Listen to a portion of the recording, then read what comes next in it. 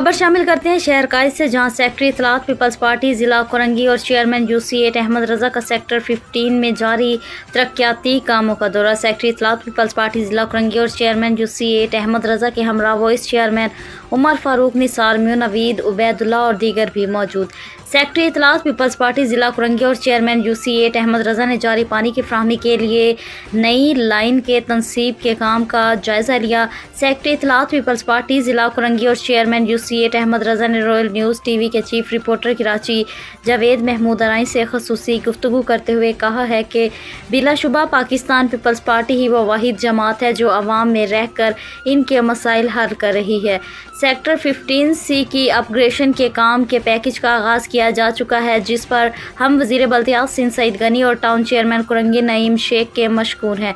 Sector 15C साल साल से तबाहाली का शिकार था, मगर अब यहाँ जब पीपल्स पार्टी के बल्दियाती नुमाइंदे आए हैं, अवाम अपनी आंखों से देख रही है।